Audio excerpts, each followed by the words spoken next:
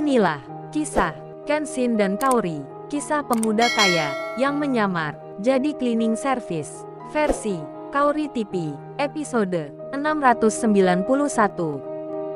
Sabria yang tertegun, terkaget bercampur tak percaya. Di tengah perjodohannya, ada pelayan yang bikin onar, yang ternyata tuan muda, seseorang yang dihormati ayahnya, yang melarang dirinya agar tak menerima Arnold. Sabria pun tak mengerti, bahkan jadi baper sendiri. Mengira Kenshin suka padanya, padahal ada Kaori kini di sampingnya. Perasaan itu datang tiba-tiba. Sabria hanya menerka begitu saja. Kemudian Pak Freddy yang berkucuran keringatnya, lantas bertanya pada Kenshin. "Oh ya tuan muda, maaf sebelumnya, mengapa Anda ada di sini? Mengawasi kita yang lagi ada pertemuan yang membicarakan perjodohan Sabria putri saya dengan seorang pria yang dikenalkan. Kenapa tuan muda bisa tahu hal ini? Kenapa tuan muda melarangnya? Melarang Sabria dijodohkan dengan Mas Arnold itu?" Di tengah hal tersebut, mamanya Sabria yang masih di situ menjadi sangat malu sekali. Malu sekali melihat Kenshin yang baru saja dikata-katain, dianggap orang yang tak baik, tak punya sopan santun, bahkan akan diusirnya. Ternyata orang yang terpandang, anaknya seorang bos besar, yang pura-pura jadi pelayan. Sedang Kenshin yang ditanya begitu, Kenshin pun menjawabnya, "Oh itu Pak Freddy, saya melarangnya, sebab itu demi kebaikan Mbak Sabria. Dan saya tak mengawasi pertemuan ini, tapi karena hanya kebetulan saja, saya tadi melihat Pak Freddy yang di sini, bertemu dengan orang yang di situ. Kemudian mendengar dari manajer restoran, kalau di meja nomor 9, ada pertemuan yang membicarakan tentang perjodohan. Jadi saya ingin tahu lebih jelasnya. Kemudian menyamar jadi pelayan. Saat tahu hal yang sebenarnya, kalau Mbak Sabria benar akan dijodohkan dengan pria yang bernama Arnold itu, saya pun melarangnya." Pak Freddy pun langsung membalasnya, "Oh begitu tuan muda alasannya. Kalau tuan muda tak berkenan, baik saya tak akan melanjutkan perjodohan Sabria dengan Mas Arnold itu." Pak Freddy pun berkata pada putrinya, "Sabria kamu dengarkan apa yang dikata tuan muda.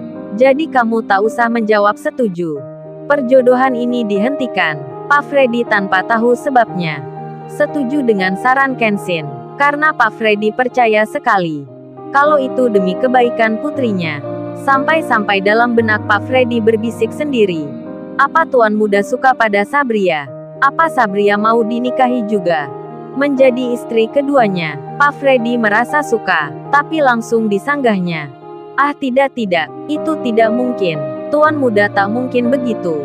Lagian kini bersama istrinya." Pak Freddy tersadar kembali. Mamanya Sabria pun ternyata berpikiran juga begitu. Kalau Mas Kenshin ini suka pada putrinya, hingga melarang dikenalkan pada pria lain. Tapi kalau memang benar begitu, saya pun tak bisa melarangnya. Tapi sayang juga dengan perjodohan ini. Padahal Mas Arnold itu baik orangnya.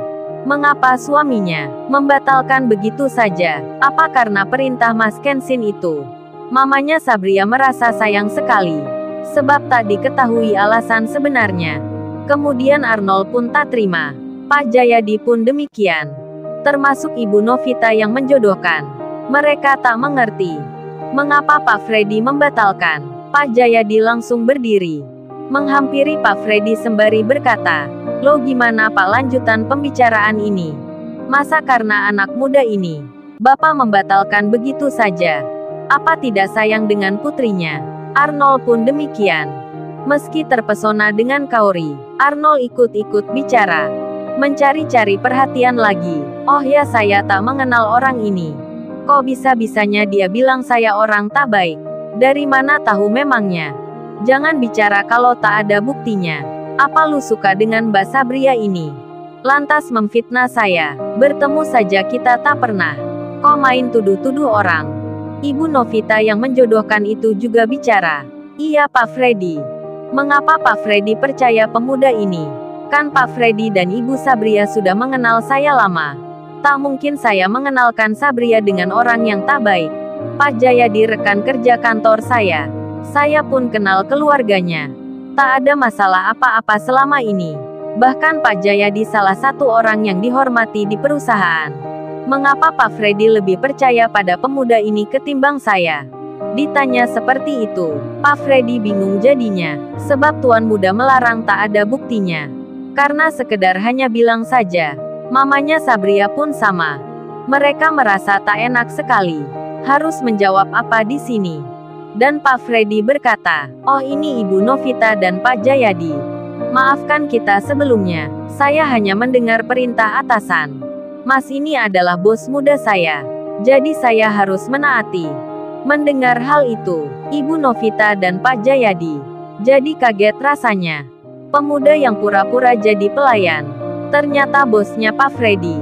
Mereka pun tak mengira, Pak Freddy yang seorang pimpinan perusahaan, punya bos muda segala. Ibu Novita pun seketika jadi segan.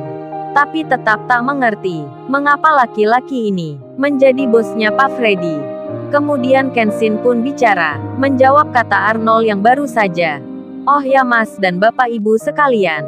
Saya tak ada niatan untuk menjelek-jelekkan seseorang. Tak ada maksud pula dengan Mbak Sabria. Mbak Sabria ini saya anggap seperti adik sendiri. Dan ini istri saya, namanya Kaori. Istri saya saja cantik begini. Masa masih menggoda yang lain?" Sambil memegang Kaori, Kenshin tersenyum. Kaori tersanjung, tersenyum-senyum pula. Padahal Kaori udah biasa kalau dibilang wanita yang cantik. Tapi Kaori suka kalau Kenshin yang menyebutnya. Ibu Novita pun melihatnya. Dalam hatinya lantas berkata, memang benar si cantik istrinya. Lebih cantik dari putrinya Pak Freddy. Tapi dia kok jadi bos di usia segitu. Memang punya apa dirinya? Jangan-jangan mertuanya yang kaya. Kemudian dia diberi kuasa. Enak benar pemuda ini. Sudah istrinya cantik. Mertuanya pula kaya. Ibu Novita mengira Kenshin begitu. Kemudian datanglah Ibu Fatikah, manajer restoran yang tadi tak berani menegur Kenshin. Ibu Fatikah bersama yang punya restoran tiba. Langsung menyapa Kenshin. "Lo tuan muda beneran ada di sini rupanya. Ada Pak Freddy pula. Serta Nona Kaori di sini juga. Kok tuan muda tidak mengabarkan dulu ke saya? Berkunjung ke restoran ini, jadi saya bisa menyambutnya. Maaf tuan muda saya tak tahu sebelumnya. Tadi diberi tahu Ibu Fatikah ini. Kalau tuan muda Kenshin di sini, maklum saya lagi ada di restoran yang lainnya. Ketika dapat kabar itu, langsung saya buru-buru ke sini. Mari duduk di meja kantor yang ada di dalam. Kita akan persiapkan jamuan untuk semua." Kenshin menjawabnya, "Oh tak apa-apa Mori.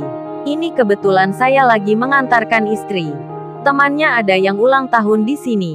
Ceritanya saat masuk ke restoran tadi, saya melihat ada tanda logo yang tak asing dibaca. Jadi saya bisa langsung menerka kalau ini restoran miliknya Pak Mori. Saya pun langsung bertanya, dan benar ternyata, ibu manajer ini menjawabnya begitu. Kenshin tersenyum. Kaori pun baru sadar, restoran ini yang punya Pak Mori. Kemudian, Ibu Novita dan Pak Jayadi ayahnya Arnold. Mereka yang kerja jadi pegawai penting perusahaan. Mereka pun tahu akan siapa Pak Mori. Pengusaha properti yang ternama. Restorannya juga banyak sekali. Pegawainya pun ada ribuan jumlahnya. Tapi kok Pak Mori ini memanggil pula laki-laki ini dengan menyebutnya tuan muda. Pantas saja manajer restoran tak berani menegurnya. Ternyata bosnya juga hormat begitu. Sama dengan seperti Pak Freddy. Pak Jayadi pun merasa terheran-heran. Ibu Novita pun sama. Bertanya-tanya dirinya, pemuda ini sebenarnya siapa? Orang-orang penting sampai hormat padanya. Kemudian Kenshin bicara ke Pak Freddy. "Oh ya Pak Freddy, saya mau menjelaskan tentang siapa Arnold itu. Dia adalah pria yang tak baik, karena sudah meninggalkan calon istrinya. Wanita itu bernama Niken, yang kini dirawat di rumah sakit. Karena mengalami kecelakaan yang parah. Wajahnya terkena luka bakar. Keluarganya pun sama-sama dirawat juga. Beruntungnya ada teman-temannya Niken yang baik, yang bersedia menunggunya di rumah sakit. Jadi itu alasan saya melarang Sabria, agar tak dijodohkan dengan Arnold ini." Pak Jayadi dan istrinya pun deg-degan mendengarnya. Kaget-kaget sekali mereka. Pemuda ini tahu cerita yang sebenarnya. Si Arnold pun demikian. Kejahatannya pun akan terbongkar. Kebohongan dirinya akan terungkap. Detik-detik si Rena Larrazati dan Niken akan video call dengan Kenshin. Lalu, bagaimana kisah selanjutnya? Subscribe channel ini untuk episode berikutnya. Terima kasih.